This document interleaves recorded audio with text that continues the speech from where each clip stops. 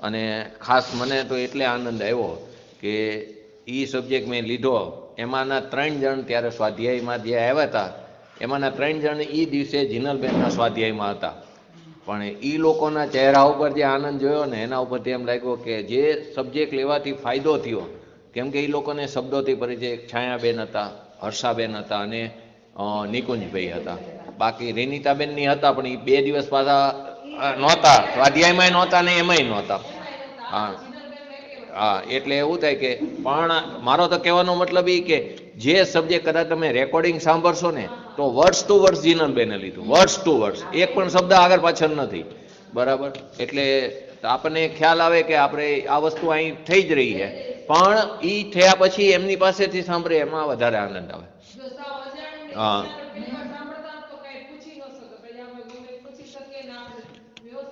અહીં પૂછી શકો, ત્યાં પૂછી શકાતું નથી, એટલે એની લિંક તૂટે. એટલે હા, સૌથી પહેલી વસ્તુ સ્વરૂપ કેવું છે? અનેકાંતમય. બરાબર, અનેકાંતમય. અનેકાંત એટલે શું? અનેક વત્તા અંત. અનેક વત્તા અંત જુદું પાડ્યું આપણે. અનેકનો અર્થ શું કર્યો? બરાબર, અનેકનો અર્થ શું કર્યો હરેશભાઈ? 1 થી વધારે, 2 પણ હોઈ શકે અને અનંત પણ હોઈ શકે. તો 2 અથવા 2 થી વધારે અનંત, તો 2 એ જગન્ય વસ્તુ થઈ એની અપેક્ષાએ. બરાબર, ઓછામાં ઓછું, અને વધારે વધારે અનંત એ ઉત્કૃષ્ટ. એ બંને વચ્ચેના જેટલા પણ ભેદ આવે એ બધું અંદર આવી શકે. શેમાં? અનેકમાં. અનેકનો અર્થ 2 અથવા 2 થી વધારે, એટલે 3, 4, 5 એમ અનંત સુધીની બધી સંખ્યા આવી શકે. 2 પણ આવી શકે અને અનંત પણ આવી શકે. અંતનો અર્થ શું કર્યો આપણે? ધર્મ અને ગુણ. ધર્મ અથવા ગુણ. હવે ઘણી જગ્યાએ ગુણને પણ ધર્મ કહે છે, ઘણી જગ્યાએ ગુણને શક્તિ પણ કહે છે, ઘણી વાર ધર્મને પણ ગુણ કહે છે, ઘણી વાર ધર્મને પણ શક્તિ કહે છે. હવે ધર્મ અને ગુણ વચ્ચે ફરક શું છે? ધર્મ, બરાબર બોલ, બરાબર બોલ. હા, ધર્મ સાપેક્ષ હોય, ગુણ નિરપેક્ષ હોય. પરંતુ કેમ સાપેક્ષ કેમ કીધું? વસ્તુ સાચી તે બોલી. પરસ્પર 2 વિરોધ શક્તિ વાળા, એવી પ્રતીત થવા વાળા ધર્મ યુગલો. શું શબ્દ છે? વિરોધ પ્રતીત થવા વાળા. વિરુદ્ધતા છે નહીં પણ પ્રતીતિ છે. નિત્ય પણ એનો સ્વભાવ છે અને અનિત્ય પણ સ્વભાવ. 2 વચ્ચે વિરોધ નથી.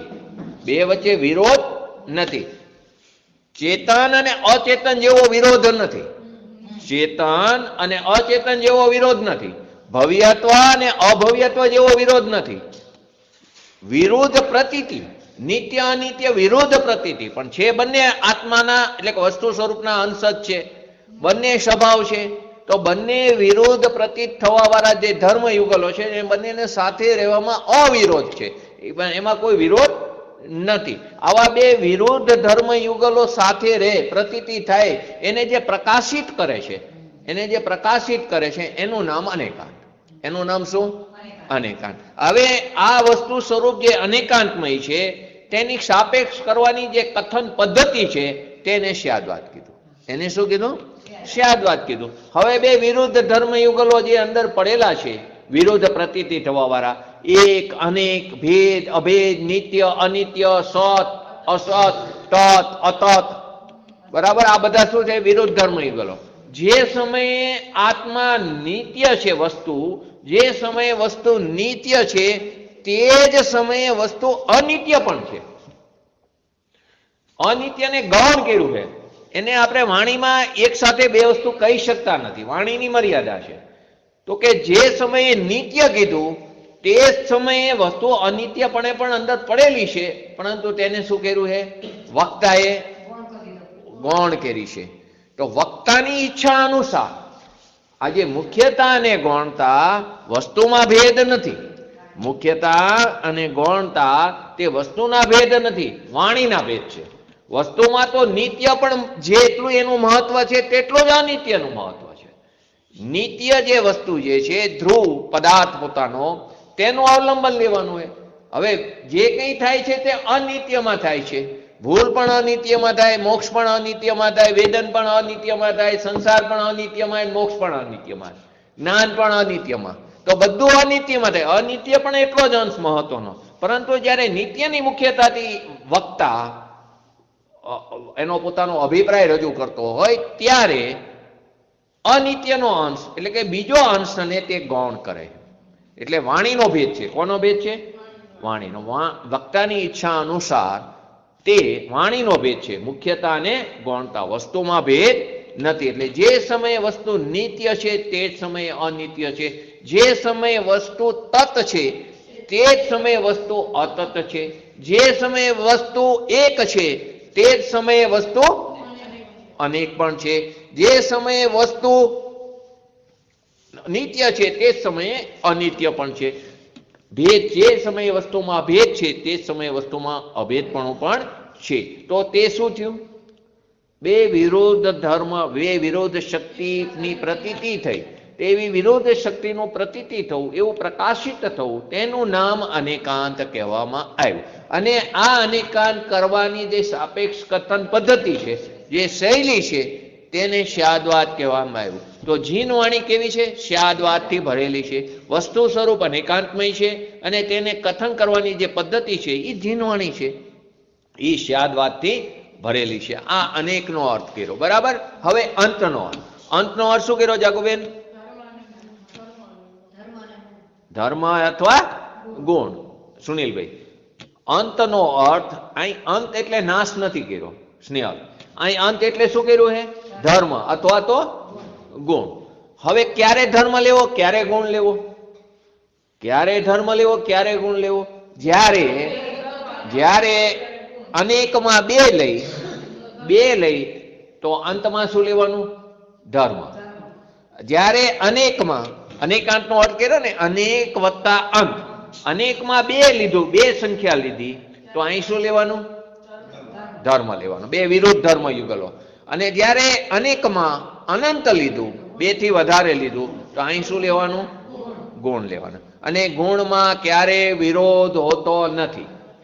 જ્ઞાન, દર્શન, ચારિત્ર, શોક, વીર્ય, પ્રભુતા આદિ જે અનંત જે ગુણો છે, પ્રમેયત્વ, લઘુ ગુરુત્વ, વસ્તુત્વ, અગુરુ લઘુત્વ, પ્રદેશત્વ આદિ જે અનંત ગુણો અંદર પડેલા છે, તેમાં એકબીજા સાથે કોઈ વિરોધ નથી. જ્યાં જ્ઞાન છે ત્યાં દર્શન છે, ત્યાં ચારિત્ર, ત્યાં સુખ છે, ત્યાં જ વીર્ય છે. જ્યાં જ્ઞાન છે ત્યાં જ દર્શન છે, ત્યાં ચારિત્ર, ત્યાં જ સુખ છે, ત્યાં જ વીર્ય છે. ક્યાંય બીજે જગ્યાએ નથી. માથામાં જ્ઞાન હોય, પગમાં જ્ઞાન હોય એમ નથી. જ્યાં જ્ઞાન છે ત્યાં જ દર્શન છે. કેમ કે ગુણની વ્યાખ્યા શું આવે છે?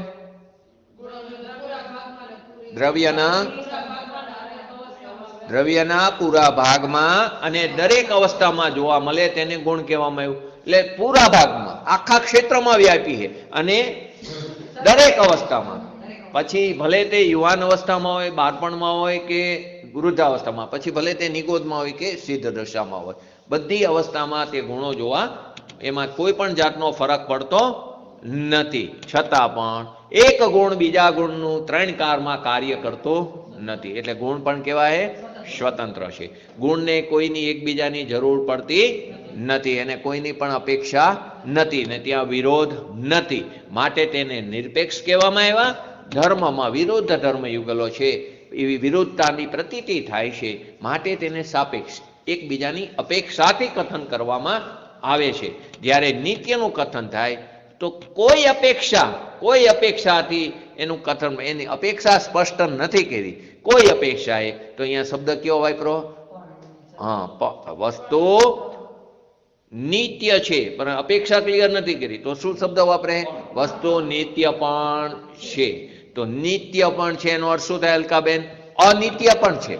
ક્યાંય કઈ સંભાવના પડી છે તો નિત્ય પણ છે અને સાથે એનો અર્થ શું થયો? સમજવા વાળો સમજી ગયો. શું સમજી ગયો? અનિત્ય પણ છે. તો તે અપેક્ષા ક્લિયર કરી નથી, માટે ત્યાં શું વપરાણું? પણ વપરાણું. હવે જ્યારે અપેક્ષા ક્લિયર કરી કે ના દ્રવ્ય દ્રષ્ટિથી જ કહેવામાં આવ્યું છે, તો શું શબ્દ વાપરે? આત્મા નિત્ય જ છે. દ્રવ્ય દ્રષ્ટિથી આત્મા કેવો છે? નિત્ય છે. તે દ્રઢતાનું સૂચક થયું. તે શું બતાવ્યું? કે વસ્તુ સ્વરૂપ આમ જ છે. દ્રવ્ય દ્રષ્ટિએ વસ્તુ સ્વરૂપ આમ જ છે, બીજી કોઈ રીતે નથી. તો એ શું થયું?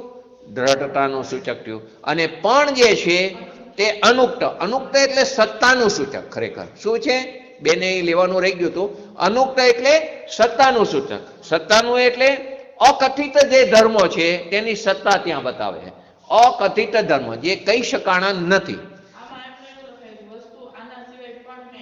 એટલે અનુક આના સિવાય પણ એટલે અકથિત જે ધર્મોને આપણે કીધો નથી ને, દ્રવ્ય દ્રષ્ટિથી આપણે એમ કીધું આત્મા નિત્ય પણ છે, તો બીજું અકથિત જેને આપણે કીધું નથી અત્યારે અનિત્ય છે, તેની સત્તાનું સૂચક બન્યું. કોની સત્તાનું? અકથિત ધર્મ. અકથિત એટલે કીધું નથી તેવા ધર્મ. તો કે જ્યારે નિત્ય કીધું ત્યારે અકથિત થયું. ધારો કે બેન બોલતા ત્યારે વચ્ચે હું સહેજ બોલ્યો, તારું ધ્યાને ગયું તું મારા ઉપર, બસ આ જ અનુસંધાનમાં મને ખ્યાલ હતો, પણ પછી મેં કીધું ઓલું લાગે, ઓડ લાગે.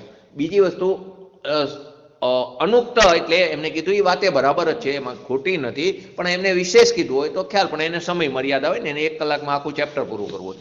તો જે અપેક્ષાએ આત્મા અનુક્ત જે બતાવ્યું એટલે કે આ પણમાં, તે અનુક્ત તે અકથિત ધર્મની સત્તાનું સૂચક છે. કેવી? અકથિત જે કીધું નથી તેની સત્તા તે બતાવે છે. અને હા એ પણ છે એમ, એને નથી અત્યારે કીધું પણ છતાં એની સત્તા તો પડેલી છે, એનું એ સૂચક છે. કોણ? પણ.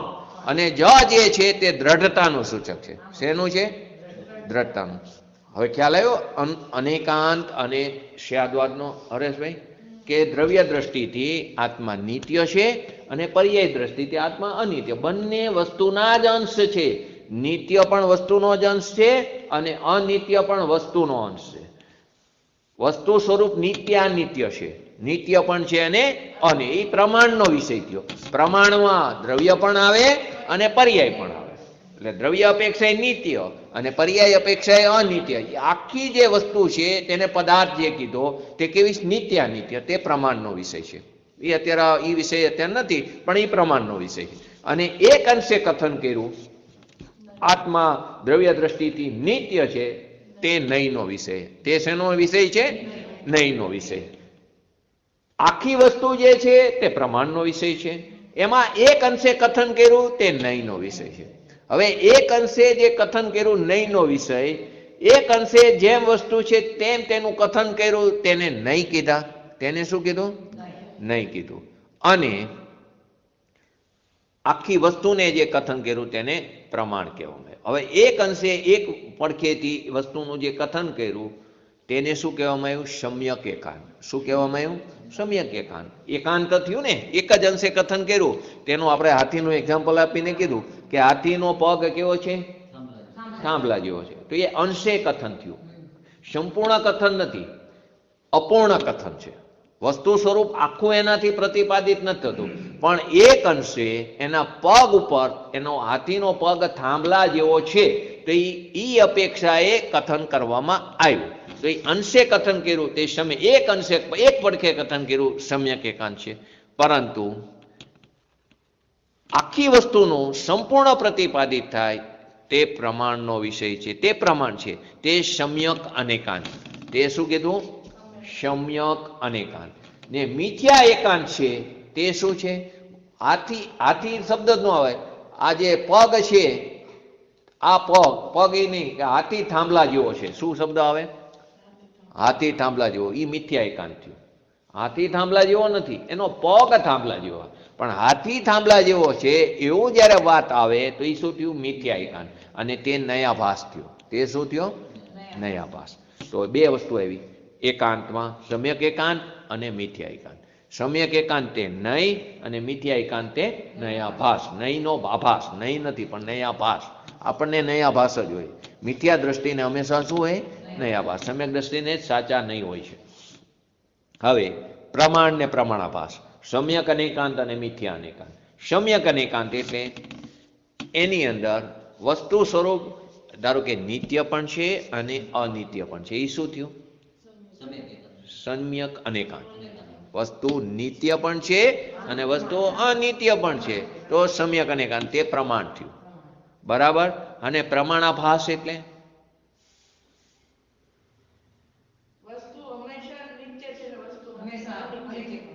એમ પણ થાય. બીજી રીતે શુભથી પણ ધર્મ થાય અને શુદ્ધથી પણ ધર્મ થાય. તે શું થયું? મિથ્યા અનેકાંત. શુભથી પણ ધર્મ થાય અને શુદ્ધથી પણ ધર્મ થાય. ક્રિયા કરતા કરતા પણ મોક્ષ પમાય અને આત્માનું લક્ષ કરતા કરતા પણ મોક્ષ પમાય. તે શું થયું? મિથ્યા અનેકાંત. અને તે પ્રમાણાભાસ. તે શું થયું? પ્રમાણ નથી પણ પ્રમાણનો ભાસ છે. પ્રમાણાભાસ. તો હવે ત્યાં અસ્થિ નાસ્તિ લગાડી. ત્યાં શું લગાડ્યું? અસ્થિ નાસ્તિ. કેવી રીતે? શુભથી ન થાય અને શુદ્ધથી થાય. એનું નામ અનેકાંત છે. શું છે? ત્યાં અસ્થિ નાસ્તિ સ્વરૂપ છે. ત્યાં અસ્થિ નાસ્તિને અંદર ઉતારી. શુભથી ન થાય અને શુદ્ધથી થાય. એ પણ એક અનેકાંત છે. શુભથી અસ્થિ નાસ્તિ રૂપે આમથી ન થાય ને આમથી થાય. તો તે પણ એક અનેકાંત છે. તો અન્ય મતમાં, સંપ્રદાય આદિમાં, બધા જૈન મતમાં શું કર્યું? અનેકાંતનું સ્વરૂપ વિપરીત કરી નાખ્યું. કે અનેકાંત એટલે અનેકાંતનો અર્થ શું કર્યો? આમ પણ થાય ને આમ પણ. કોઈ અપેક્ષા એ આમ ને કોઈ અપેક્ષા એ આમ. તો એમને અર્થ શું કરી નાખ્યો? એક અપેક્ષા એટલે કે શુભ ભાવથી ધર્મ થાય અને બીજી અપેક્ષા એ શુદ્ધ ભાવથી. તમે શુદ્ધ ભાવથી ધર્મ કરો, અમે શુભ ભાવથી ધર્મ કરી. અનેકાંતનું સ્વરૂપ ખોટું કરી નાખ્યું. એમ નથી. અહીંયા અસ્થિ નાસ્તિ કરવાની. શુભથી ન થાય અને શુદ્ધથી થાય. તો એમ અનેકાંત છે. વસ્તુ સ્વરૂપ ખરેખર એવી રીતે છે. તો પ્રમાણ, પ્રમાણાભાસ, નહીં અને નયાભાસ. બોલો સુનિલભાઈ. સમ્યક એકાંતે શું છે? વાંધો નહીં, બોલો સ્નેહલ. સમ્યક એકાંતે બોલો હરીશભાઈ. સમ્યક એકાંત અલકાબેન, ખ્યાતિ. સમ્યક એકાંત એકાંત એટલે પેલા નહીં સમજવાનું. એકાંત જ્યાં જ્યાં આવે અહીંયા નહીં. એક પડખેથી કથન, બરાબર, એટલે નહીં. ને સમ્યક શબ્દ છે એટલે નહીં જ. હવે જ્યાં મિથ્યા શબ્દ આવે અહીંયા ભાસ આવશે, બરાબર. એ નયાભાસ. મિથ્યા એકાંત તે નહીં. એકાંત એટલે નહીં ને મિથ્યા શબ્દ એટલે ભાસ, તો નયાભાસ, બરાબર. હવે જ્યાં અનેકાંત છે તે પ્રમાણ આમ પણ છે અને આમ પણ છે. તો એમાં સમ્યક આવ્યું તો પ્રમાણ, મિથ્યા આવ્યું તો પ્રમાણાભાસ, બરાબર. તો ચાર શબ્દો આવી ગયા. એકાંત, સમ્યક એકાંત, મિથ્યા એકાંત, સમ્યક અનેકાંત અને મિથ્યા અનેકાંત. હવે ત્રીજી વસ્તુ આપણે જે લઈ લીધું હોય એનું સંક્ષિપ્તમાં લઉં છું. અનેકાંતમાં અનેકાંતનો પ્રયોગ. અનેકાંતમાં અનેકાંત છુપાયેલું પડ્યું છે.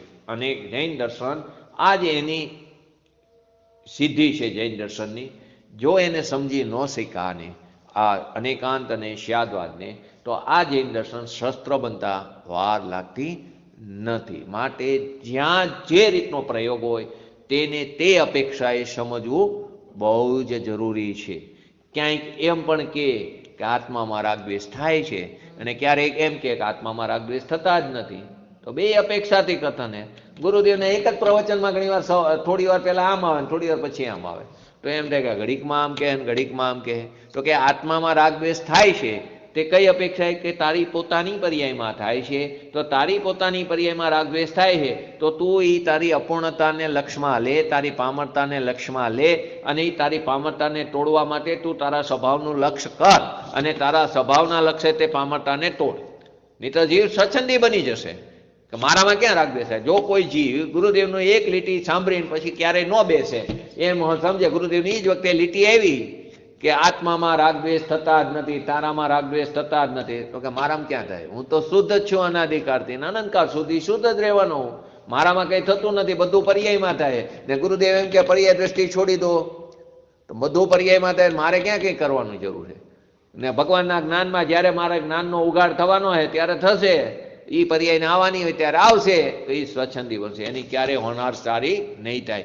તો કે તારી પર્યાયમાં અપૂર્ણતા છે એનું પણ તારે લક્ષ્યમાં રાખવું પડશે અને તારી પર્યાયમાં થાય તારા દ્રવ્યમાં અશુદ્ધતા નથી. બંને વાક્યો જે તે અપેક્ષાએ સત્ય છે.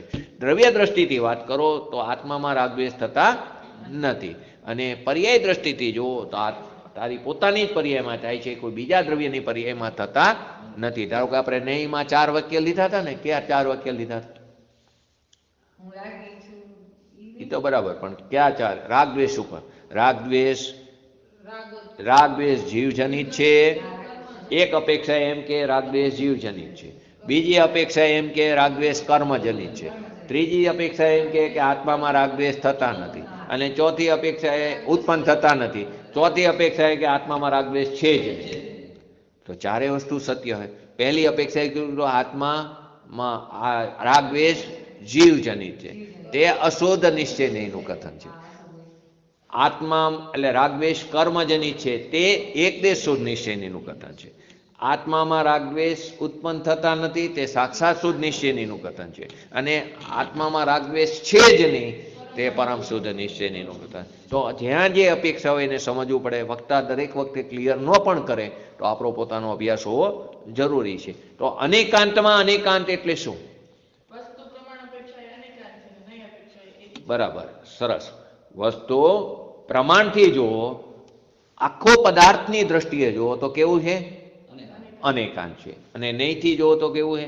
એકાંત. એટલે વસ્તુ સ્વરૂપ અનેકાંત, સર્વથા અનેકાંત પણ નથી અને સર્વથા એકાંત પણ નથી. કથનથી અનેકાંત છે અને કથનથી એકાંત છે. તો કથનથી એટલે સ્યાત શબ્દનો અર્થ કથનથી થાય. તો કે કથનથી અનેકાંત અને કથનથી એકાંત. તો કથનથી અનેકાંત અને કથનથી એકાંત એનો અર્થ જ અનેકાંત. કથનથી અનેકાંત આમ પણ છે અને આમ પણ છે. એનું નામ તો આપણે અનેકાંત કીધું. તો આમ પણ છે એટલે કથનથી અનેકાંત, અને આમ પણ છે એટલે કથનથી એકાંત. તો એ અનેકાંતમાં અનેકાંત થયું. શું થયું? ખ્યાલ આવ્યો કે હજી નો આવ્યો? ફરી વાર, આપણે ઉતાવળ નથી. અનેકાંત નો અર્થ શું થયો? આમ પણ છે અને આમ પણ છે. બરાબર. હવે કથનથી અનેકાંત છે કઈ અપેક્ષાએ? તો કે પ્રમાણની અપેક્ષા. આખો પદાર્થ લો, બરાબર, આખો પદાર્થ, જીવ લો આખો, તો શું થયું? આત્મા લો તો એની અંદર આખો પદાર્થ લો તો એની અંદર દ્રવ્ય પણ આવી ને પર્યાય પણ આવી. તો આખો પદાર્થ લો એ પ્રમાણનો વિષય છે. તો એ કેવું થયું? અનેકાંત થયું. હવે એની અંદર ખાલી દ્રવ્યનો અંશ લો, ખાલી કાં તો પર્યાયનો અંશ લો તો તે નહીંનો વિષય થયો.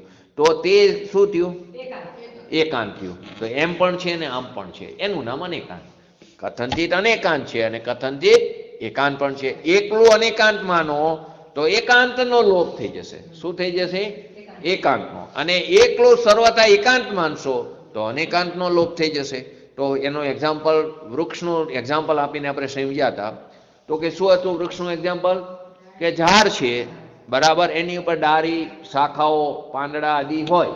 હવે તમે એકલો ઝાડને જ માનો, એકલું ઝાડનો જ રાખી, બાકી ડાળીઓ ને પાંદડા ને બધાને ઉડાડી એનો અભાવ કરી નાખો, શું થશે?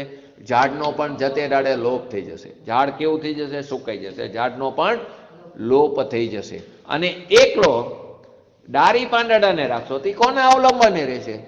ઝાડને, થડને જ નહીં, એનો લોપ કરી નાખો તો ડાળી પાંદડા સુકાઈ જશે. તો તેનું પણ અસ્તિત્વ જોખમાં હશે, એટલે નાશ પામશે. તો બંને વસ્તુ કેવી છે? વસ્તુમાં બંને મહત્વની છે. દ્રવ્ય પણ મહત્વનું છે, એટલું જ મહત્વ પર્યાયનું. પરંતુ પર્યાય બદલતી છે, એ બદલતો અંશ છે, માટે તેની દ્રષ્ટિ કરવાની ના પડી. કેમ કે બદલતો અંશ એટલે કે બીજા સમય વ્યય પામે છે. તો વ્યય પામે છે એમાંથી આત્માની પ્રાપ્તિ થતી, એટલે એનાથી આત્માની પ્રાપ્તિ થતી નથી. જે વસ્તુનો અભાવ થાય છે તેમાંથી સદભાવની પ્રાપ્તિ કેવી રીતે થાય? માટે દ્રવ્ય દ્રષ્ટિની વાત કરવામાં આવે. પરંતુ ત્યાં પર્યાયને ઉડાડવાની નથી. પર્યાયને અભૂતાત કીધી, પર્યાયને અસત્યાત કીધી. પરંતુ એ અભૂતાત કીધી, અસત્યાત કીધી, ખોટી કીધી. તો પણ એ ખોટી એટલે નથી એમ નહીં, પણ એ ગૌણ છે એ અપેક્ષા કીધું. એને તમારે શું કરવાનું છે? મુખ્ય નથી કરવાની, ગૌણ કરવાની, તે અપેક્ષા. તો ફરી વાર ખ્યાલ આવ્યો? અનેકાંતમાં અનેકાંત એટલે શું ખ્યાલ આવ્યો? હા. હવે આગળ આપણે જે ચાલી ગયું એ જ લઈએ, પછી આગળનું લઈશું. સ્યાત શબ્દનો પ્રયોગ. સ્યાત શબ્દનો પ્રયોગ અભ્યાસી લોકો વારંવાર કરતા નથી. ધારો કે ગુરુદેવના પ્રવચનમાં આપણે બેઠા હોય તો એ એટલું તો સમજીને બેઠા કે આ પાત્ર જીવ છે, બરાબર. તો એ વારી ઘડે પદ્રવ્યથી છોડાવવાની વાત ન કરે કે પદ્રવ્યથી તું ભીન છું એવું તો તું સમજીને મારી પાસે આવ્યો, બરાબર. પદ્રવ્ય એટલે કોણ? પહેલા તો પદ્રવ્ય એટલે સાવ બહારના પૃથક તત્વ, સ્ત્રી, કુટુંબ, પરિવાર આદિ જે છે, પૈસો આદિ બધું શું છે મારાથી? પદ્રવ્ય. અહીંયાથી તું છૂટીને આવ્યો છું, બરાબર. હવે તું અહીં આવ્યો તો હવે તું પર્યાયથી પણ તું છૂટ. પર્યાયની સન્મુખતા પણ છોડ. એ પર્યાય પણ પદ્રવ્ય કીધી. પર્યાયને પણ શું કીધું? આ બધું પદ્રવ્ય. પણ પહેલા તો બહારથી છોડાવે, પછી અંદર આવ્યો તો કે હવે તું પર્યાયથી છૂટ. પછી તારા એકલા ધ્રુવ સ્વભાવનું અવલંબન કરવાની વાત બતાવે છે. તો સ્યાત શબ્દનો પ્રયોગ અભ્યાસી વારંવાર કરતા નથી. એ એટલું બોલે આત્મા નિત્ય છે. તો હવે આપણને અભ્યાસ હોય, સામે એમ માને કે બધા અભ્યાસવાળા છે અથવા તો સ્યાત શબ્દનો પ્રયોગથી જાણકાર છે, તો એ સમજી જાય કે અહીં અત્યારે દ્રવ્ય દ્રષ્ટિથી કે આત્મા નિત્ય છે એમ બોલે તો સમજી જાય. પણ દર વખતે એમ ન બોલે કે દ્રવ્ય દ્રષ્ટિથી આત્મા નિત્ય છે. એ દ્રવ્ય દ્રષ્ટિને ગર્ભિત કરી નાખ્યું, બરાબર. પણ એ સામેનો જીવ સમજી જાય કે અત્યારે વક્તાનો કહેવાનો આશય દ્રવ્ય દ્રષ્ટિથી છે, અને જ્યારે એમ બોલે આત્મા અનિત્ય છે તો સામે જેટલા શ્રોતા બેઠા હે એ સમજી જાય, અભ્યાસી હોય અથવા તો સ્યાત શબ્દના જાણકાર હોય, કે અત્યારે વક્તાનો કહેવાનો અભિપ્રાય પર્યાય દ્રષ્ટિ છે, બરાબર. દર વખતે એમ નો કે દ્રવ્ય દ્રષ્ટિથી આત્મા નિત્ય છે, પર્યાય દ્રષ્ટિથી આત્મા અનિત્ય છે. આટલું જ બોલે, આત્મા નિત્ય છે, આત્મા અનિત્ય છે. પ્રતિક્રમણ બોલો છો ને, પાંચમો પાઠ કાઢો 6 પદનો, બરાબર. એમાં શું આવે? આત્મા નિત્ય છે.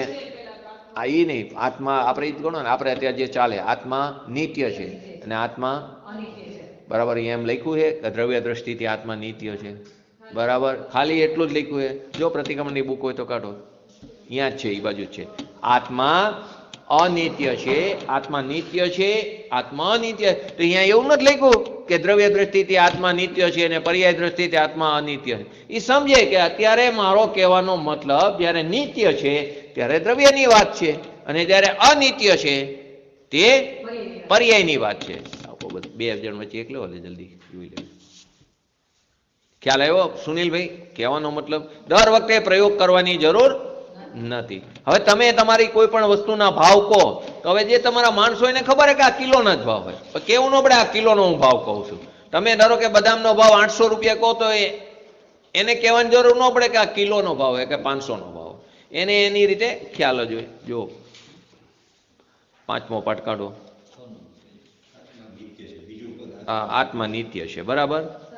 હવે એમાં એવું નથી લખ્યું કે દ્રવ્ય દ્રષ્ટિથી આત્મા નિત્ય છે, લખ્યું છે એમાં ક્યાંય, બરાબર. પછી અંદર ક્લિયર કર્યું આત્મા ત્રિકાળવર્તી, પણ આગળ તો લખ્યું નથી કઈ, બરાબર. એવી જ રીતે આત્મા ભોગતા છે, કે કઈ અપેક્ષા આત્મા તો કોઈને ભોગવી ન શકે, બરાબર. તો એ દરેક વખતે અહીં તો કહેવાનો મતલબ કે આપણે આ વસ્તુ બોલી છીએ પણ એનો ખ્યાલ નથી આપણને, બરાબર. આમ ખ્યાલ છે કે આત્મા નિત્ય કીધું એટલે દ્રવ્ય દ્રષ્ટિની વાત છે, પરંતુ તે કઈ અપેક્ષાએ કીધું તે આપણને ખ્યાલ છે, પણ અહીં વારંવાર એવું લખવાની જરૂર પડતી નથી. આત્મા કરતા છે, આત્મા તો અકર્તા હે. ગુરુદેવ તો અકર્તાનો જય ઘોષ કર્યો છે, બરાબર ને. અહીં એમ કે આત્મા કરતા છે, તો કઈ અપેક્ષા કઈ અપેક્ષા કરતા કહો, બરાબર. આત્મા કરતા છે, કઈ અપેક્ષા? આ હું બોલીશ એટલે ખ્યાલ આવી જશે. 6 કારક લીધા હતા આપણે, 6 કારક લીધા હતા ને, તેમાં કરતા શબ્દનો અર્થ શું કર્યો હતો? જે સ્વાધીનપણે પરિણમે તે કરતા, જે સ્વાધીનપણે સ્વતંત્ર રૂપે પરિણમે તેને ઈ અપેક્ષા એને કરતા કીધું. કરતા એટલે કરું છું એ અપેક્ષાની વાત નથી. તો એટલે ધર્મમાં બધી જ્યાં જે અપેક્ષા કીધી હોય ત્યાં તે સમજવી ખૂબ જરૂરી. બધું હોય પણ પહેલું વાક્ય તો વાંચ્યું હોય તોય આ વાંચી જ છે ને આપણે, તો 45 મિનિટમાં પૂરું કરવું છે. એક પછી એક પાઠ ઉપાડવાની આમ કેવી કહેવાય હોડ લાગી હોય, બરાબર. ઘા અંદર લખ્યું એ અત્યારે ભૂલ કરીને આત્મા કરતા કેમ કીધો તમે? કઈ અપેક્ષા? અંદર લખ્યું જ છે પરિણમનની વાત, બરાબર. મેં તો વાંચ્યું નથી, પણ કરતા એટલે મેં આમ વાંચ્યું, અત્યારે નથી વાંચ્યું, પણ કરતા કેમ કીધો? સ્વાધીનપણે સ્વતંત્રપણે પરિણમે એમ. તો સ્વાધીનપણે સ્વતંત્ર રૂપે જે પરિણમે છે દ્રવ્ય, દ્રવ્યનો પરિણમતો અંશ, દ્રવ્યનો પરિણમતો અંશ જેને આપણે પર્યાય કહીએ, દ્રવ્યનો પરિણમતો અંશ કાયમી ટકતું તત્વ અને એક બદલતું તત્વ. ખરેખર એમ છે. ક્રિયાવર્તી શક્તિ એ પાછી અલગ વસ્તુ, ક્ષેત્રથી ક્ષેત્રાંતર થાય. હવે એ બેમાં થાય, જીવમાં અને પૂતગલમાં, બેમાં ક્રિયાવર્તી. ધારો કે તમે અત્યારે આવ્યા આ દરવાજામાંથી, બરાબર, તમે એકલા નથી આવ્યા, તમે એકલા નથી આવ્યા. તમારી આપણા બધાની તમારી સાથે અલકાબેનની વાત નથી કરતો. હરીશભાઈ એકલા નથી આવ્યા. હરીશભાઈની સાથે હરીશભાઈના પરમાણુઓ પણ આવ્યા છે. એટલે કે શરીર આવ્યું, પૂતગલ છે તે, બરાબર. એ પરમાણુ છે એની ક્રિયાવર્તી શક્તિને કારણે ક્ષેત્રથી ક્ષેત્રાંતર થયા. તમારો આત્મા છે તે જ સમયે એ પણ પોતાની ક્રિયાવર્તી શક્તિથી ક્ષેત્રથી ક્ષેત્રાંતર થયો. બંને વસ્તુ એક સાથે બને એટલે આપણે એમ લાગે કે હું ચાલીને આવ્યો. ખરેખર તો આત્મા જુદી વસ્તુ છે ને શરીર જુદી, પણ બંને વસ્તુનો સમય એક છે, કાળ એક છે. અહીં આપણે વાત ચાલે છે સ્યાદ શબ્દનો પ્રયોગ, બરાબર. તો સ્યાદ શબ્દ કથનથી વારંવાર કરવાની જરૂર નહીં. એક્ઝામ્પલથી સમજો. કોઈ છોકરો એની માતાને એની મમ્મીને મમ્મી કહે, પછી વારંવાર એની મમ્મીને મમ્મી નથી કહેતો. મારી મમ્મી એમ વારંવાર નથી કરતો, મમ્મી એમ જ કહે, બરાબર. પરંતુ 5-6 લેડીઝ ઊભા હોય ત્યારે કહે કે આ મારી મમ્મી. બાકી તો એ મમ્મી જ કહે. વારંવાર મારી મમ્મી એમ વારંવાર આ સ્યાદ શબ્દનો પ્રયોગ સ્યાદના જાણકાર કરતા નથી. તે સામેનો વક્તા જે બોલે તે શ્રોતા સમજી લેશે. તો આટલી વસ્તુ આપણે સમજાતા અનેકાંતમાં. આ બે સ્વાધ્યાય થયા હતા. એમાં સ્યાદ અનેકાંતમાં અનેકાંત, પણ જ અને અનેકાંત અને સ્યાદવાદની વસ્તુ. હવે આગળનો પ્રશ્ન.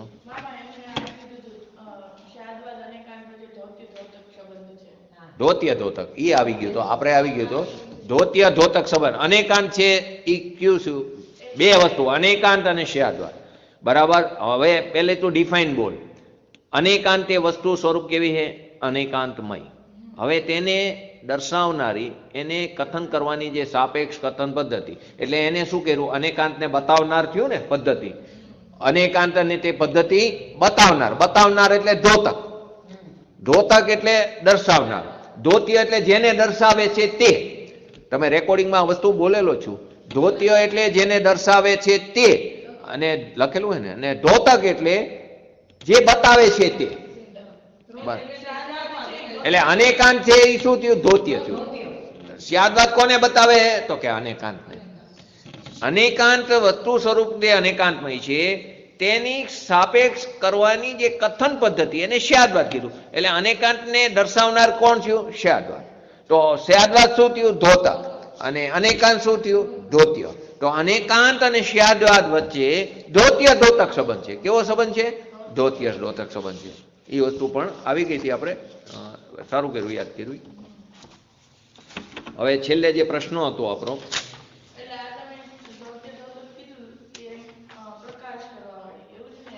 એટલે પ્રકાશિત કરે, દર્શાવે, કોને બતાવે? અનેકાંતને. સ્યાદવાદ તે દર્શાવનારી કો, તે પ્રકાશ કરાવે, એને બતાવનાર કોને? અનેકાંતને.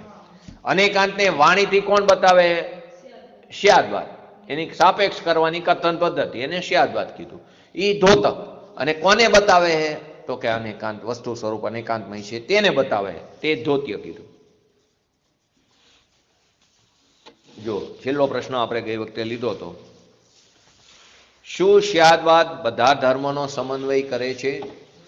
બરાબર. છેલ્લે પ્રશ્ન લીધો હતો ત્યારે 4 કે 5 જણ હશો કે જે કે હોય. શું સ્યાદવાદ બધા ધર્મોનો સમન્વય કરે છે? સ્યાદવાદમાં બધા ધર્મોનો, આના ઉપર મેં લીધેલું હતું થોડી વાર 5-10 મિનિટ, કે શું છે?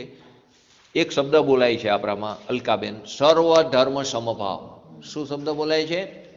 સર્વધર્મ સમભાવ. હવે એનો અર્થનો અનર્થ કરીને કહો. અન્ય જૈનોએ બધા ધર્મ કેવા છે? સરખા છે.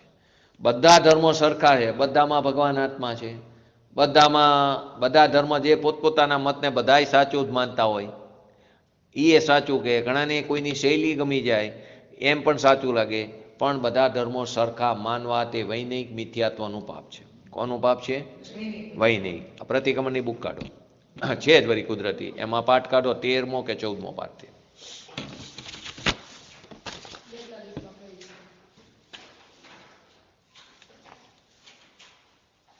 અગિયારમો પાઠ છે, બરાબર. છેલ્લો જ છે.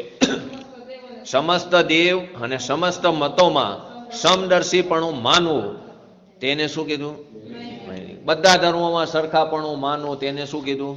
વૈનયિક મિથ્યાત્વ. હરેશભાઈ, હવે વૈનયિક મિથ્યાત્વ છે ને, મિથ્યાત્વ 2 પ્રકારના છે. ગૃહિત મિથ્યાત્વ અને અગૃહિત મિથ્યાત્વ.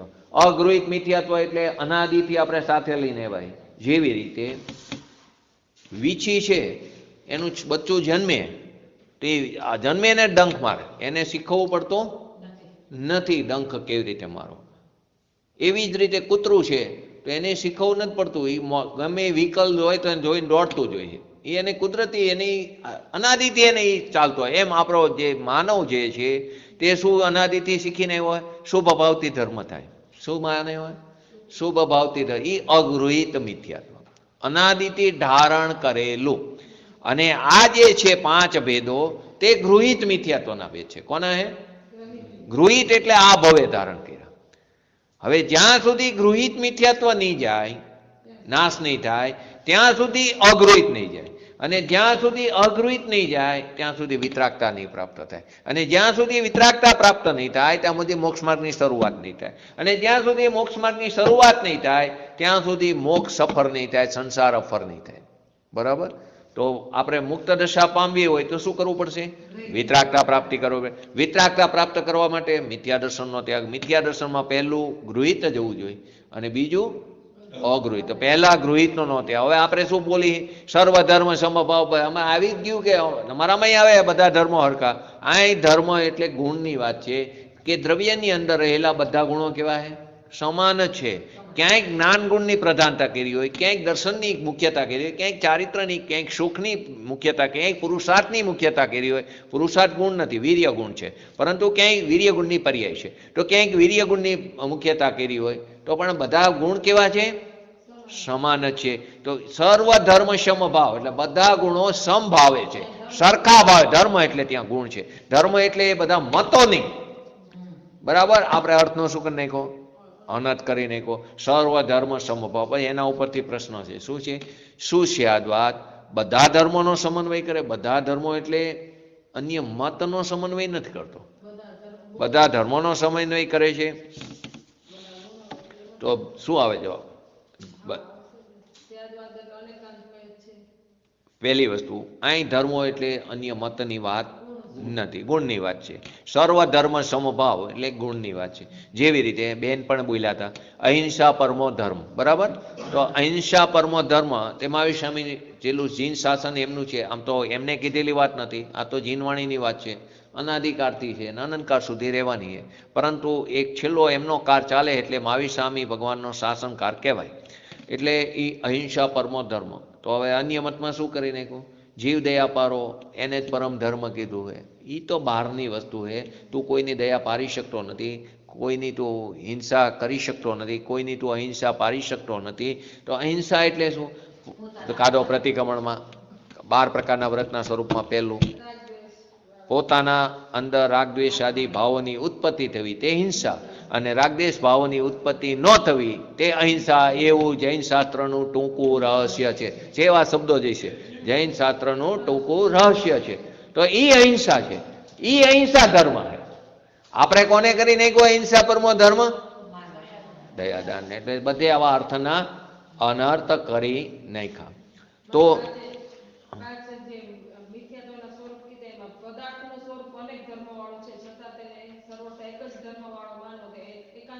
હા, પદાર્થનો ધર્મ, પદાર્થનું સ્વરૂપ કેવું છે? અને અનેક ધર્મો, પણ એને એક જ ધર્મ વાળો માનવી લેવો. સર્વથા એ એકાંત થયો ને, પક્ષપાતી થયો. એ પક્ષપાતી. એકાંત એટલે સર્વથા એકાંતિયા. બરાબર કે ના? આમ જ છે તો એ બુદ્ધિસ્ટ થઈ જાય, કાં વેદાંતી થઈ જાય. વેદાંતી શું માને? દ્રવ્યને જ માને, પર્યાયને નથી માનતો. અને બુદ્ધિસ્ટ છે તે પર્યાયને જ માને, દ્રવ્યને નથી માનતો. તે એકાંતિક. એ એકાંતિક મિથ્યાત્વ. તે શું થયું? એકાંતિક મિથ્યા. બરાબર? એકાંત એને એક જ પડખે કથન કરવું એને એમ જ માની લીધું. પણ એટલે બીજો પક્ષને એને ગૌણ કરવાના બદલે ઉડાડી દીધો. ગૌણ કરવાનો છે. હા હા, સર્વથા શબ્દ આવ્યો. સર્વથા શબ્દ આવ્યો એ મિથ્યાત્વનું સૂચક છે. આ અપેક્ષા કોનું સૂચક છે? સર્વથા નથી, કથનચેત છે. કથનચેત ક્ષણિક છે અને કથનચેત નિત્ય છે. જો આનો અર્થ શું? એનો સમાવેશ કરે છે અને જે એક્ચ્યુઅલ વિરોધ છે એનો સમાવેશ નથી. એવું આવે? થોડુંક બરાબર છે, તારી વાત બરાબર. જો ફરી વાર શાસ્ત્રની ભાષામાં કહું, સ્યાદવાદનો અર્થ છે કોઈ અપેક્ષાથી કથન કરવું. સ્યાદવાદનો અર્થ શું છે? કોઈ અપેક્ષાથી કથન કરવું. તેથી વસ્તુમાં વિદ્યમાન, વસ્તુની અંદર જે વિદ્યમાન પરસ્પર બે વિરોધી ધર્મ છે, વસ્તુની અંદર વિદ્યમાન છે પરસ્પર બે વિરોધી ધર્મ, એને સાપેક્ષ દ્રષ્ટિથી કેવું. કઈ દ્રષ્ટિથી? સાપેક્ષ, એટલે અપેક્ષાથી કેવું, સાપેક્ષ દ્રષ્ટિથી કેવું, એ જ બધા ધર્મોનો સમન્વય છે. એ શું થયું? તે કીધું એ થયું. વસ્તુમાં વિદ્યમાન પરસ્પર જે વિરોધી ધર્મ છે તેને સાપેક્ષ દ્રષ્ટિથી અપેક્ષાથી એને કથન કરવું, તે બધા ધર્મોનો શું થયો? સમન્વય થયો. અહીં ધર્મ એટલે વિરોધ પ્રતીતિ થવાવાળા ધર્મયુગ, તો તેને ત્યાં સાપેક્ષ દ્રષ્ટિથી કથન કરવું, તે બધા ધર્મોનો સમન્વય છે. આજકાલ દુર્ભાગ્યવશ જે અત્યારે મેં સમજાવ્યું કે સ્યાદવાદના નામ પર વસ્તુના ધર્મોની સિદ્ધિ કરવાને બદલે, વસ્તુના ધર્મોની સિદ્ધિ કરવાને બદલે બધા સંપ્રદાયને સાચા માનવાની ફેશન ચાલી. શું માની? બધા ધર્મો સાચા છે, એની ફેશન ચાલી છે. અનેક વિદ્વાન ઘણા ગૌરવની સાથે પણ કહે છે કે પોતપોતાની અપેક્ષાએ બધા ધર્મ સાચા છે. કોક એવું પણ કે બધા પોતપોતાની અપેક્ષા, બધા એના મતને માને, આપણે આપણા મતને બધો, તો કે બધા પોતપોતાની અપેક્ષાએ, તો એનો શું થયો કે તમે રાગીને પણ વિતરાગી મહિના, વિતરાગીને પણ રાગી મહિના, બધાને સરખા મહિના, બરાબર. તો કે અહીંયા વસ્તુ સ્વરૂપની જ ખબર નથી, ત્યાં વિતરાગી દશા શું છે જ ખબર નથી, તો ત્યાં વસ્ત્ર સહિત મુનિપણું માન્યું છે. બહારના તો બીજા અન્યની તો વાત નથી, પણ જૈન મતના ફિરકામાં પણ વસ્ત્ર સહિત મુનિપણું, વસ્ત્ર રહિત મુનિપણું તે પણ વિતરાગ દશા નથી, અને વસ્ત્ર સહિત મુનિપણું તે કુલિંગ કહેવામાં આવ્યું. અને વસ્ત્ર સહિત મુનિપણું માનવું કે મનાવવું તે નિગોદને પાત્ર છે. શેને છે? નિગોદ. અષ્ટપાઉડમાં શ્રુત્રપાઉડ નામના ઓલામાં 18 નંબરનો શ્લોકની આ વાત બતાવવામાં આવી છે.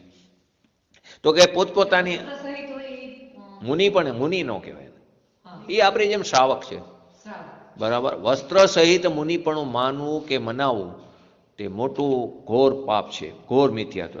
પોતે પોતાને મુનિ પણ માને અને મનાવે પણ નહીં, એટલે કૃતકારિત અનુમોદન, આપણે એને અનુમોદન આપી તો એ એક મોટું મિથ્યાત્વનું. ધારો કે આ બહુ પ્રશ્ન થયો હતો, અહીં શું નામ આવ્યા હતા, અશ્વિનભાઈ મલાડવાળા, ત્યારે મલાડ, એ બોરીવલી તો રહે છે મલાડ. તો પ્રશ્ન થયો હતો કે અત્યારે આપણે તો બહુ જ આ બાજુ તકલીફ થાય કે માસતીજી મહારાજ સાહેબ આવે એને વોરાવો કે ન વોરાવો. આ એક સંવેદનશીલ પ્રશ્ન છે, ચર્ચાનો વિષય નથી, પણ અત્યારે કરવો એ પણ યોગ્ય સ્થાન નથી આ. પરંતુ અત્યારે એક વાત નીકળી એટલે કરી દઉં, તેને મુનિ તરીકે, સાધુ તરીકે વોરાવો તો મિથ્યાત્વ છે, બરાબર. એક સાધર્મી છે, બરાબર. પછી ભલે એના મતને માનતો હોય, ખોટા રસ્તે છે, પરંતુ કોઈ આપણે ત્યાં મહેમાન આવ્યું, પરંતુ તમે જો એને મુનિ તરીકે વોરાવો તો મિથ્યાત્વનું પાપ. તો ઘણામાં આપણામાં એમને ધારો કે એમ કીધું વોરાવાય જ નહીં, બરાબર છે, પણ એ કઈ અપેક્ષાએ કીધું કે મુનિની અપેક્ષાએ. તમે એને મુનિ, આપણે મુનિ તરીકે જ માની કે આપણે અહીંયા સાધુ ભગવંત બિરાજમાન થયા, તો એ મિથ્યાત્વનું સૂચક છે, બરાબર. તો કે કેટલાક એમ કે પોતપોતાની અપેક્ષાએ બધા ધર્મ સાચા છે. કેટલાક લોકો એ કહેવામાં પણ સંકોચ નથી રાખતા કે બધા ધર્મોને ભેરવી દો એટલે જૈન ધર્મ મળે, બધા ધર્મોને મિક્સ કરો ત્યારે જૈન ધર્મ બનશે, એટલે 363 પાખંડી મતને ભેગા કરો એટલે જૈન ધર્મ બને. તો કે જૈન ધર્મને કેવો કરી નાખો? રાગી કરી નાખો. તો કે એ ખરેખર સત્ય નથી. એનું આપણે મેં ગઈ વખતે શું બધા અસત્ય મળીને સત્ય બનશે? તો એવું તો કોઈ દી શક્ય બનતું નથી. હવે જૈન શાસનમાં કહેલી વસ્તુ વ્યવસ્થા, જૈન શાસનમાં જે ભગવાનની દિવ્યવાણીમાં વસ્તુ સ્વરૂપનું નિરૂપણ થયું છે તે વસ્તુ વ્યવસ્થાને એને એક એક પક્ષને સર્વથા ગ્રહણ કરીને તે મિથ્યાત્વ મતે જૈનમાં, એક એક પક્ષને સર્વથા ગ્રહણ કરીને તે મિથ્યાત્વ મત જૈનમાં છે. જો બધી માન્યતા કોઈ અપેક્ષાએ સત્ય છે તો સત્ય અને અસત્યમાં શું ફરક? બધી માન્યતાઓ જો કોઈ અપેક્ષાએ સત્ય, તો પછી સત્ય અને અસત્યમાં શું ફરક પડશે? બધી માન્યતાઓ સર્વથા સત્ય નથી, તો સત્ય અને અસત્યમાં શું ફરક થશે? તો એથી અસત્યનો સમન્વય કરવા કરતા વિતરાગ ભગવાને જે સર્વજ્ઞ કથિત જે વસ્તુ સ્વરૂપ છે તેનો યથાર્થ નિર્ણય કરવો જોઈએ. તો સ્યાદવાદ તે બધા ધર્મોનો, પણ કયા બધા ધર્મો? પરસ્પર જે વિરુદ્ધ શક્તિવાળા જે છે તેને સાપેક્ષ દ્રષ્ટિથી જે કીધું તેને શું કહેવામાં આવ્યું? સમન્વય કહેવામાં આવ્યો. હવે પ્રશ્ન આગળ. પોતાના મતને સાચો, હું કહું એ સાચું અને અન્ય મતને જૂઠો કરવો ક્યાં સુધી યોગ્ય છે? શું એ પક્ષપાત નથી? શું કહે છે? આપણે કોઈને સમજાવતા હોય, ભાઈ તમે બધું કોઈ ખોટું, હું કહું એ સાચું, કોઈને ન ગમે. કેમ કે એને કુળની પરંપરાથી જે ધર્મને માનીને આવતો હોય, હવે તમે એક ધડાકે એમ કહો કે તું ખોટો, તો કોઈને ન ગમે. બરાબર? અંદરથી એને હલબલી જાય. તો એ શું તે ક્યાં સુધી યોગ્ય? તો તે પક્ષપાતી નથી. માટે ઇન્દુભાઈનું પ્રવચન જ્યારે શરૂઆતમાં, ઇન્દુભાઈના પ્રવચનમાં એક આ વાત બહુ વારંવાર આવતી હતી, બરાબર યાદ રાખવા જેવી છે, કે એમને એક કાયમ કહેતા કે તારી અંદર જે માન્યતા પડી છે, તું જે કંઈ ધર્મમાં માનતો હોય, એ જે માન્યતા પડી છે, તું તારા મગજમાં એક બાજુ સંકેલીને મૂકી દે અત્યારે. બરાબર? કાઢી નો નાખ. તારી જે તું જે ધર્મને માની રહ્યો છું, તે ધર્મની માન્યતાને તું અત્યારે એક બાજુ પડીકું વાળીને મગજમાં એક ખૂણામાં મૂકી દે, ખૂણામાં. અને પછી અત્યારે અમે જે તને વસ્તુ સ્વરૂપ બતાવી રહ્યા છીએ તે વાત તું સાંભળ. અને પછી તું એ જે પડીકું જે બંધ કરીને મૂક્યું એને ખોલ, અને અમે કીધેલી વસ્તુને બંનેને તું તારી જાતે નક્કી કર કે કઈ વસ્તુ સાચી, કઈ વસ્તુ ખોટી. એટલે પોતે પરીક્ષક બન. અમે કહીશી એટલે સાચું નહીં, કેવરી કહે છે માટે સાચું નહીં. કેવરી પણ એમ જ કહે. ઇવન ત્યાં સુધી સમયસારમાં આચાર્ય અથવા તો કોઈ પણ શાસ્ત્રમાં એમ કે તું તારા પ્રમાણથી, જ્ઞાનથી તું નક્કી કરજે. અમે કહીએ છીએ એમ માનતો નહીં, તું તારા જ્ઞાનથી પ્રમાણ કરજે. આવા શબ્દો આવે છે શાસ્ત્રોમાં. પરીક્ષાલક્ષી છે. તો પોતે પરીક્ષક બનવાનું. હું કહું છું એમ સાચું નહીં, તો પોતે પરીક્ષક ક્યારે બની શકશે? પોતાનો સ્વનો અધ્યાય હશે તો, પોતાનો અભ્યાસ હશે તો. હવે પોતાનો અભ્યાસ ન હોય તો આ ગાદી ઉપર જે પણ બેઠા હોય એ જેમ ગુરુદેવમાં આવે ને પ્રવચનમાં, 1 કલાક માટે સાંભળવા આવ્યો હોય, હવે જે ગાદીએ બેઠા હોય એ માની લે જય નારાયણ. ઓલો જો ખોટું કે તો એને તો અભ્યાસ નથી, તો એમ માની લે. તો એના માટે પોતાનો અભ્યાસ હોવો. એટલે માટે ગુરુદેવ કહે કે 1 કલાક તો માંડ માંડ તું સમય કાઢીને આવે છે. બરાબર? એમાંય તું લૂંટાઈ જશે, કેમ કે તારો અભ્યાસ નથી. તો ઓલાની ભૂલ તો તારી ભૂલ. તો પોતાનો અભ્યાસ હોવો જરૂરી છે. તો પોતાના મતમાં, એટલે કે એને બહાર કાઢો, એટલે પોતાના મતને સાચો અને અન્ય મતને જૂઠા કહેવા તે ક્યાં સુધી યોગ્ય છે? તો કે શું કીધું? સત્ય અસત્યનો નિર્ણય. સત્યનો નિર્ણય કરો કે અસત્યનો નિર્ણય પોતાના પારકાના આધાર ઉપર નહીં. પોતાના અને પારકાના આધાર ઉપર સત્ય અસત્યનો નિર્ણય કરવો નહીં, પરંતુ ક્યાંથી કરવો? સર્વજ્ઞ કથિત કહેલી વસ્તુ સ્વરૂપનો પ્રમાણ અને નયો દ્વારા કરવો જોઈએ. કોની દ્વારા? પ્રમાણ અને નયો દ્વારા. એટલા જ માટે નયનું સ્વરૂપ જ્યાં ને ત્યાં સમજવા માટે બહુ જ પંડિતો ભાર આપે છે. ધારો કે હું અત્યારે ગયો કુદરતી, મને તો ખ્યાલ નહોતો, મારે તો ગમે એમ કરીને સુમત પ્રકાશજીને સાંભળવા હતા, એટલે હું વસ્ત્રાપુર મંદિર ગયો. કુદરતી કેવું ભાઈનું સ્નેહલ સુનિલભાઈ, ત્યાં પણ નહીં જ ચાલુ, અને સદભૂત વ્યવહાર નહીં, ન સદભૂત વ્યવહાર. હા, એટલી મજા આવી ગઈ. એને જુદી રીતે આખું સમજાયું. વસ્તુ તો એક વસ્તુ, એમાં તો કંઈ ફરક નથી પડવાના, પણ એમની શૈલી તો આખી જુદી છે.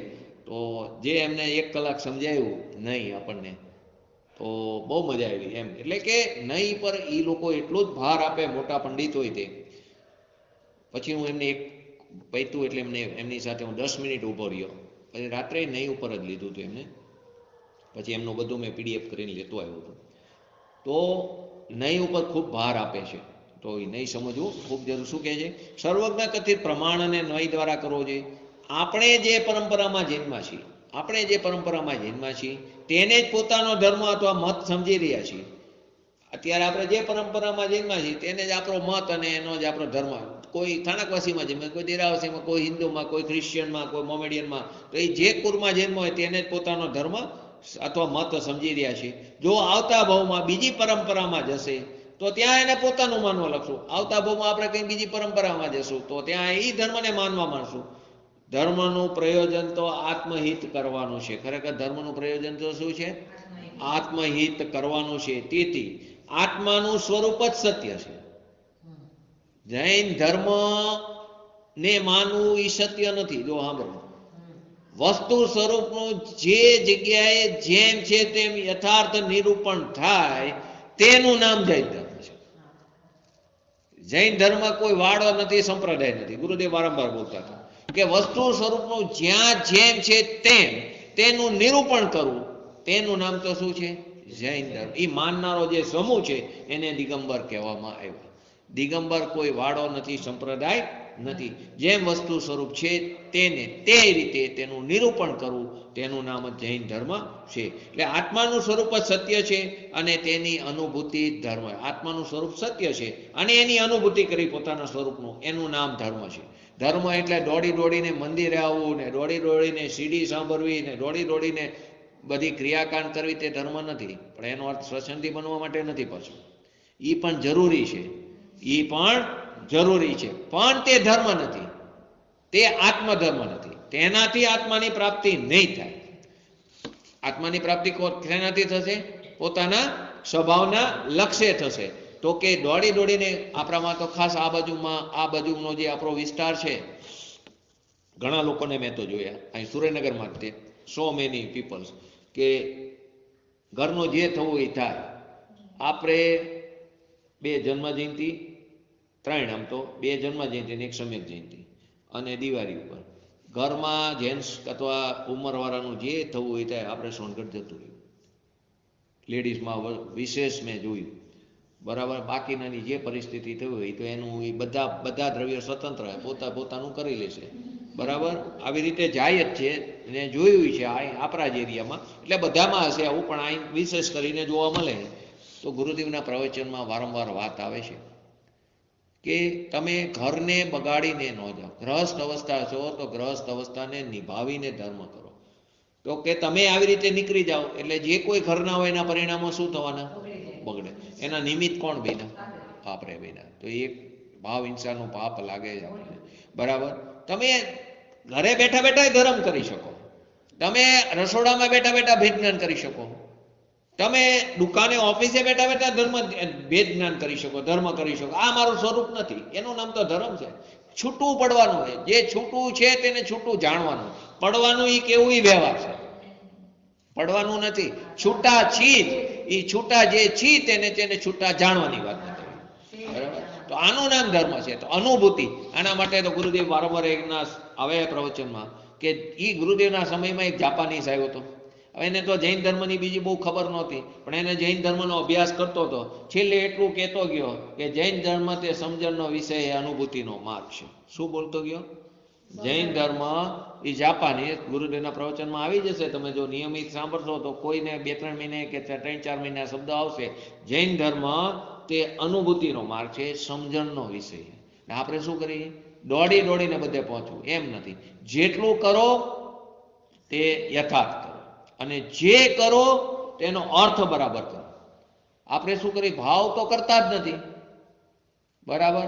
અને કોણ શું કરે છે એનું જ મૂલ્યાંકન કરીએ. મારામાં તો બહુ જ થાય છે કે મામા કોઈ દી કોઈ પંડિતના પ્રવચનમાં નથી બેઠા. બહુ ચર્ચા, મને પાછી એમ કે તમારી બહુ ચર્ચા થાય એમાં મને શું ફરક પડે? મને શું ફરક પડે? મારે જે સમજ હું મારું ઘરે કરતો હોય તો આપણે શું કરીએ? આ તો મારો એક્ઝામ્પલ દીધો. આપણે દરેક લોકો બીજાની ક્રિયાનું મૂલ્યાંકન કરીએ, આપણે શું કરીએ છીએ નથી વિચારતા. આપણે આપણા પરિણામોમાં ક્યાં સાવધાની રાખી એવું આપણે ક્યારે વિચારતા નથી. તો શું કહે છે? આ વસ્તુનું સ્વરૂપ છે અનુભૂતિ કરવી, એનું નામ જ ધર્મ છે.